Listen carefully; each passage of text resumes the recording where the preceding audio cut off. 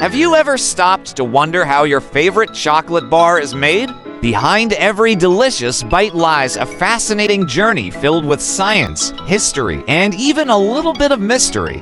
Today, let me take you on an incredible journey from the dense tropical rainforests where cocoa trees grow to the smooth, glossy chocolate bars sitting on store shelves. It all begins with the Theobroma cacao tree, a plant that thrives in hot, humid regions near the equator. Countries like Ghana, Cote d'Ivoire, Indonesia, and Ecuador are some of the biggest producers of cocoa.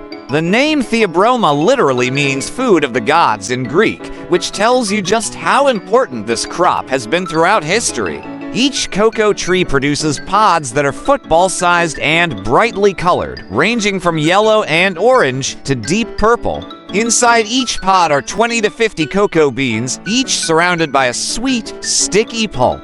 These beans might not taste anything like chocolate at this stage. They're actually bitter and acidic. Once the pods are harvested, farmers crack them open by hand using machetes. The beans and pulp are scooped out and laid out to ferment for 5 to 7 days. This is where the real magic starts. Fermentation removes the bitterness and starts developing the chocolate flavor we love. During fermentation, microorganisms break down the pulp and the beans begin to turn brown. After fermentation, the beans are spread out under the sun to dry for about a week. Farmers often turn them by hand to ensure they dry evenly. At this point, the beans are still far from becoming the chocolate. We know they look like small, shriveled seeds with a strong, earthy smell. Once dried, they're packed into sacks and sent to chocolate factories around the world. At the chocolate factory, the beans are first cleaned and roasted. Roasting is where the chocolate flavors intensify. The beans are roasted at specific temperatures, usually between 120 to 160 degrees Celsius, and the timing varies depending on the type of chocolate being made. Lighter roasts are often used for fine chocolate, while darker roasts create bolder flavors. Once roasted, the beans are cracked open and the shells are removed to reveal cocoa nibs. These nibs are the real heroes. They're packed with the pure, intense chocolate flavor. The shells are often discarded or repurposed as mulch or fertilizer, ensuring minimal waste. The nibs are then ground into a paste called cocoa liquor or cocoa mass. Don't be fooled by the name, it's not alcoholic. This thick, dark paste is what gives chocolate its essence. It contains both cocoa solids and cocoa butter, two essential components of any chocolate bar. At this point, chocolate takes different paths depending on what kind is being made. For dark chocolate, more cocoa solids and a bit of sugar are added. For milk chocolate, milk powder and sugar are mixed in. For white chocolate, only cocoa butter, milk, and sugar are used, no cocoa solids at all. And yes, technically, white chocolate isn't considered real chocolate because it lacks cocoa solids. Next comes conching, one of the most important steps in chocolate making.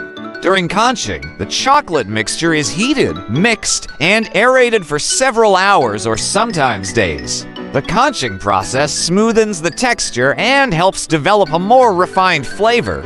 Some high-quality chocolates are conched for up to 72 hours. Fun fact, the word conching comes from the shell-like shape of the original conching machines. After conching, the chocolate moves on to tempering. This is a precise process of heating and cooling chocolate to specific temperatures, ensuring the cocoa butter crystallizes properly. Proper tempering gives chocolate its signature glossy finish and satisfying snap. Ever noticed how a perfectly tempered chocolate bar breaks cleanly? That's tempering at work. Once tempered, the chocolate is poured into molds of all shapes and sizes. The molds are lightly shaken to remove air bubbles, ensuring each bar is solid and smooth. After this, the molds are cooled in temperature-controlled rooms until the chocolate solidifies. After cooling, the chocolate is carefully removed from the molds, inspected for imperfections, and wrapped in protective packaging.